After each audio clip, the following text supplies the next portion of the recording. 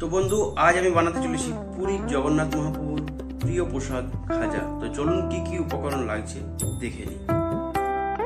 এর জন্য সর্বপ্রথম আমরা নিয়েছি 250 গ্রামের মতো ময়দা। তার উপর দিয়ে দেবো একটুখানি 1 চিমটি নুন। আপনারা যদি উপোস বারে খেতে চান তাহলে নুন নাও দিতে পারেন। এরপর আমরা নিয়ে নেব 2 চামচ ঘি ময়ানের জন্য। ময়ানটা কিন্তু একটু বেশিভাবে দিতে হবে। আপনারা চাইলে তেলও ইউজ করতে পারেন এখানে। তারপরে দেখতে পাচ্ছেন ময়ানের টেক্সচারটা কেমন এসেছে, ময়দাটা মাখা হয়ে গেছে, ডাব ডাব হয়ে যাচ্ছে। এরকমভাবে আপনাদেরকে মুঠো করে দেখে নিতে হবে ডাব ডাব হচ্ছে কিনা।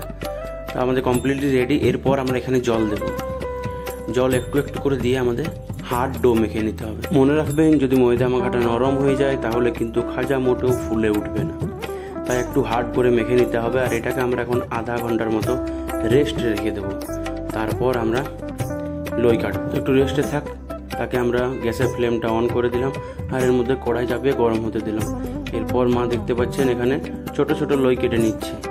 লইগুলো কাটা হয়ে যাওয়ার পর আমরা এখানে কড়াইটা গরম হয়ে এসেছি। এরপর আমরা এখানে কড়াইয়ের মধ্যে তেল দিয়ে দিলাম। মনে রাখবেন, খাজাটা কিন্তু খুব কম আঁচের মধ্যে হবে। বেশি আঁচ দিয়ে করলে কিন্তু উপর দিকটা উড়ে যাবে আর নিচের দিকটা কিন্তু ভেতর দিকটা কাঁচা কাঁচাই রয়ে যাবে। তো দেখতে পাচ্ছেন এখানে আমাদের রুটি বেলা হয়ে গেছে কমপ্লিট।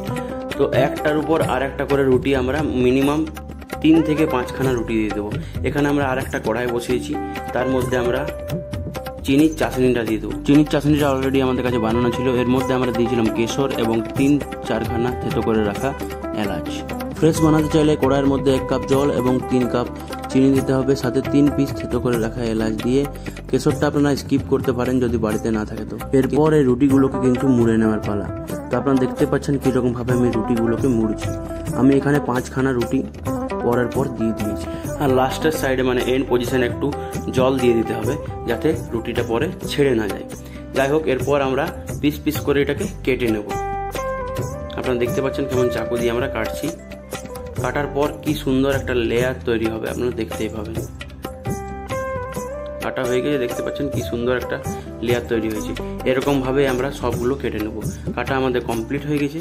এরপর মেন প্রসেসের দিকে আমরা এগিয়ে যাচ্ছি। এরপর আপনারা দেখতে পাচ্ছেন একটু করে আঙুলে করে প্রেস করতে হবে মিডিলটা, আর সাইডগুলো একটু বেশি করে প্রেস করতে হবে। তারপর একটু দেবে আর বেলনায় করে বেলে দিলে আমাদের কমপ্লিট খাজা। আপনারা দেখতে পাচ্ছেন যে আমরা 6 থেকে 7 খানা খাজা অলরেডি বেলে নিয়েছি। আর খুবই লো ফ্লেমের মধ্যে আমরা খাজাগুলোকে ছেড়ে দিলাম। একটু আস্তে আস্তে আস্তে মোটামুটি 5 থেকে 7 মিনিট আপনাদেরকে টাইম দিতে হবে এক লটের জন্য।